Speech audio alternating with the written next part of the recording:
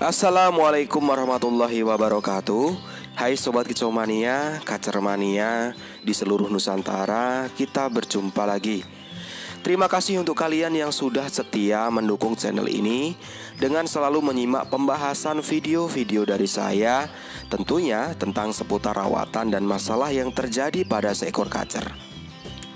Saya doakan semoga kalian selalu sehat, sukses dan bahagia, tidak kurang suatu apapun. Amin.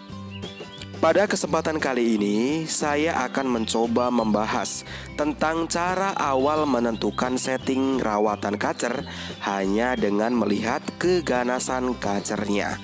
Nah, jadi untuk kalian yang penasaran dengan pembahasannya, kalian simak saja video kali ini sampai habis.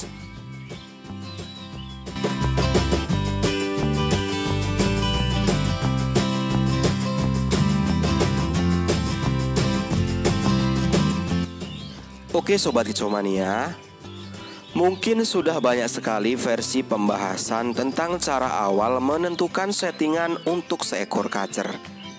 Di video-video saya sebelumnya juga sudah saya bahas tuntas tentang pola settingan itu. Dari mulai dengan cara melihat karakternya, bisa juga melihatnya dari tipenya, dari ciri-ciri kacernya juga bisa. Dan saya juga sudah membuatkan video tentang cara menentukan settingan kacer dari permasalahan yang muncul di seekor kacernya. Jadi sebenarnya jika kalian aktif selalu menyimak setiap pembahasan video yang tiap minggunya saya selalu upload, kalian pasti akan lebih paham tentang karakter kacernya di rumah. Dan minimal kalian tidak kebingungan untuk menentukan settingannya. Jadi saran saya untuk kalian yang sudah subscribe, coba cek lagi gambar lonceng yang ada di pojok kiri atas. Jika kalian belum aktifkan, coba segera aktifkan dulu agar kalian selalu mendapatkan notifikasi pemberitahuan dari setiap video terbaru yang saya upload. Karena di sini saya tidak mau terkesan hanya memberikan settingan saja. Saya ingin juga kalian bisa belajar bersama saya, tentunya dalam memahami setiap karakter dan perilaku yang ditunjukkan oleh setiap kacer. Jadi pada saat timbul masalah baru di kacernya, kalian akan cepat dan tanggap, mudah untuk menentukan solusinya. Oke, gitu ya teman-teman. Nah, di video kali ini saya akan memberikan salah satu cara lagi menentukan settingan untuk seekor kacer, yaitu dengan hanya melihat keganasan kacernya. Jadi menurut saya cara ini sangat mudah. Jadi kalian hanya melihat tingkat keganasan kacernya saja. Maksud ganas di sini adalah kacer dominan responsif dan agresif sekali pada saat mendengar dan melihat kacer lain. Si kacer langsung bongkar materi seakan menyerang dengan materi-materinya. Nah, di sini kalian dituntut harus jeli membedakan antara kacer yang responsif dan agresif, atau di sini saya maksud adalah kondisinya marah dengan kondisi kacer yang lebay.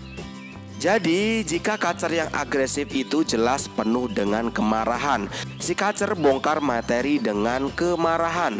Tapi jika kacernya lebay atau manja, dominan si kacer hanya ngobra-ngobra saja, tetapi suara sangat pelan dan terkesan hanya ngeriwi. Nah, jika kalian sudah paham, kalian pasti akan lebih mudah lagi menerapkan pola settingan rawatan yang akan saya berikan kali ini. Jadi pola setting rawatan kali ini juga ada hubungannya dengan jenis extra fooding yang akan diberikan untuk kacernya. Tetapi sebelum itu kalian juga harus tahu ada tingkatan umum pada setiap jenis extra fooding yang biasa dikonsumsi oleh seekor kacer. Yang pertama, ulat Hongkong. Sudah pernah juga saya jelaskan di video saya sebelumnya tentang manfaat extra fooding untuk kacer. Jadi ulat Hongkong ini fungsinya untuk mendongkrak emosi kacer yang bisa diberikan pada saat di lomba. Tapi sifatnya hanya sesaat. Jadi baiknya pemberiannya saat lomba saja, kurang lebih 1 sesi sebelum gantang. Dan untuk banyaknya kalian harus disesuaikan dengan kondisi kacer dan cuaca saat itu. Extra fooding yang kedua yaitu jangkrik, di mana jangkrik ini merupakan salah satu extra fooding yang dijadikan pilihan utama bagi kicau mania untuk makanan tambahan bagi kacernya. Salah satu manfaat memberikan jangkrik pada burung kacer itu adalah untuk memenuhi kebutuhan nutrisi yang sangat erat kaitannya dengan kondisi kicauan yang dihasilkan oleh burung kacer tersebut. Manfaat lain adalah membuat kacer lebih bertenaga karena jangkrik mengandung banyak nutrisi untuk membentuk power atau tenaga dibandingkan dengan extra fooding lain. Jadi pemberiannya juga harus disesuaikan takarannya dengan metabolisme dan karakternya. Oke, lanjut untuk extra fooding yang ketiga yaitu kroto. Jadi sifat kroto di sini adalah mendinginkan, murni mengandung protein tinggi dan banyak mengandung air yang berdampak menaikkan birahi dan meredam emosi seekor kacer. Dan pemberiannya itu disesuaikan dengan kebutuhannya. Kroto cocok sekali diberikan pada burung kacer dengan karakter pemarah atau fighter tinggi, seperti kacer tipe panas, kacer yang sedang over emosi, kacer yang sedang kanibal, dan masalah lain yang terjadi pada seekor kacer dampak dari over emosi. Nah, itu tadi tingkatan umum pada setiap jenis extra fooding yang biasa dikonsumsi oleh seekor kacer. Jadi jika kalian mendapatkan kacer dengan tingkat keganasan tertinggi, gunakanlah dengan uji coba extra fooding paling rendah dulu, yaitu kroto.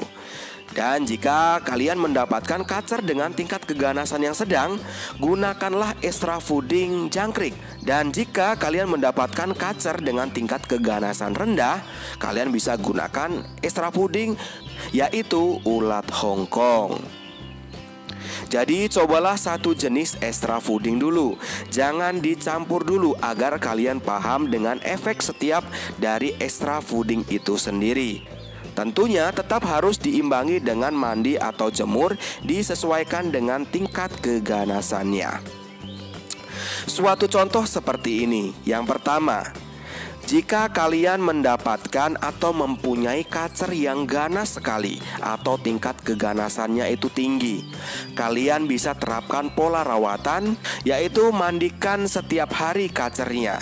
Di sini kalian bisa terapkan mandi tiap sore. Jika kacer nggak mau mandi, jangan dipaksa, jadi biarkan saja semau kacernya saja. Dan untuk selanjutnya, kacer jangan dijemur. Untuk extra fooding, gunakan satu jenis extra fooding dulu. Di sini saya sarankan berikan kroto, dan untuk takarannya yaitu sedikit saja dengan ukuran 1 sendok makan seminggu 2 kali. Lalu selanjutnya kacer bisa dikerodong, penempatan di ruangan yang sejuk. Lakukan tiap hari untuk mandinya. Jika kacernya benar-benar ganas dan galak, untuk krotonya bisa kalian berikan 2 hari sekali 1 sendok makan. Lakukan pola rawatan itu selama kurang lebih 2-3 mingguan. Amati selalu penunjukan hariannya. Setelahnya kalian bisa tes gantang kacernya untuk evaluasi hasilnya. Nah, jika hasilnya kacer misal masih dominan ganas atau mainnya lasa, untuk selanjutnya kalian bisa berikan krotonya bisa dibuat tiap hari, banyaknya 1 sendok makan. Yang kedua, misalkan jika kalian mendapatkan atau mempunyai kacer dengan tingkat keganasan biasa saja, atau di sini tingkat keganasannya yaitu sedang-sedang saja. Coba untuk pola rawatannya kalian bisa terapkan, berikan jangkrik saja yaitu 3 pagi 3 sore dulu. Dan untuk mandinya bisa diberikan tiap pagi jika si kacernya mau. Jika kacernya nggak mau, bisa dibuat 2 hari sekali saja. Dan jemurlah kacer 30 menit setiap habis mandi itu. Dan untuk harian bisa di full krodong, penempatan di ruangan yang nyaman. Lakukan pola rawatan seperti itu selama kurang lebih 2-3 minggu dan amati selalu penunjukannya. Selanjutnya kalian bisa tes gantang kacernya untuk evaluasi hasilnya. Nah, jika ternyata hasilnya kacer terkesan kurang ngotot, banyak kacerannya, untuk selanjutnya rawatannya kalian bisa rubah. Mandinya bisa kalian kurangi, misalkan cukup seminggu 2 kali saja, dan jemur bisa ditambah durasinya. Untuk selanjutnya yang ketiga, yaitu misalkan jika kalian mendapatkan kacer dengan tingkat keganasan rendah, atau bisa disebut kacernya ini lemot. Untuk pola rawatannya kalian bisa terapkan, berikan ulat Hongkong 5 pagi 5 sore. Dan untuk pemandian, kacer bisa dimandikan seminggu 1-2 kali. Dan untuk penjemurannya kalian bisa terapkan jemur 2 hari sekali sekuat kacernya. Dan harian tetap di full krodong, penempatan di ruangan yang nyaman. Lakukan pola rawatan seperti itu kurang lebih selama 2-3 mingguan. Amati selalu penunjukannya. Dan setelah itu kalian bisa tes gantang kacernya untuk evaluasi hasilnya. Dan jika hasilnya kacer terkesan masih lemot atau kurang ngotot, coba untuk selanjutnya mandi bisa dihilangkan dulu, tetapi yang lain tetap jangan dirubah. Dan pada saat di lomba, jika perlu kalian berikan kacernya penambahan ulat Hongkong 1 sesi menjelang gantang jika terpantau kacernya kurang konslet pada saat di bawah. Jadi seperti itu. Nah, itu tadi beberapa pola setting rawatan untuk kacer berdasarkan tingkat keganasan kacernya. Jadi jika kalian mempunyai kacer dan masih bingung menentukan setting rawatannya, kalian bisa terapkan salah satu pola rawatan tadi. Sesuaikan saja dengan tingkat keganasan kacernya. Pasti nanti kalian akan diperlihatkan beberapa penunjukan oleh kacernya setelah kalian berikan salah satu pola rawatan tadi. Dan saya ingatkan, tidak selalu kacer over emosi selalu ditunjukkan dengan kemarahan.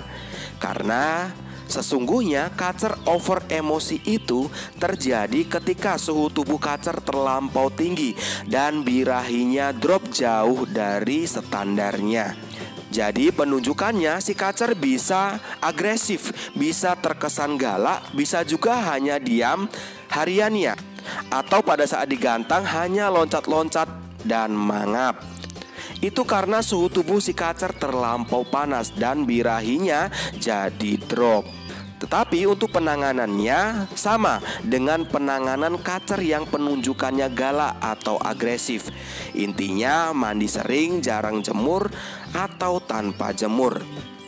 Dan juga kacer kondisi kurang emosi tidak selalu menunjukkan penunjukan diam atau hanya banyak ngeriwi saja, tetapi juga mau menunjukkan kacernya gacor, tetapi gacornya hanya kaceran, bukan kemarahan.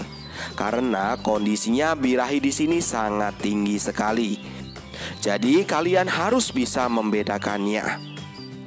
Nah, kalian hafalin atau kalian ingat-ingat saja setiap penunjukan yang terjadi, apalagi pada setiap pola rawatan dan jenis extra fooding yang kalian berikan.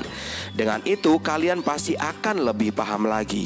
Itulah yang dinamakan pemahaman karakter seekor kacer. Oke Sobat Kicomania, jadi itu tadi pembahasan tentang cara awal menentukan settingan kacer dengan hanya melihat keganasan kacernya. Semoga pembahasan kali ini bermanfaat. Jika kalian suka dengan videonya, kalian bisa like dan share video ini. Dan jika kalian masih bingung, kalian bisa tanya saja di kolom komentar. Insya Allah nanti saya akan coba untuk menjawabnya. Oke, sampai berjumpa lagi di pembahasan berikutnya, masih tentang seputar permasalahan dan perawatan pada burung kacer. Salam kicau mania, salam sukses untuk kita semua. Wassalamualaikum warahmatullahi wabarakatuh.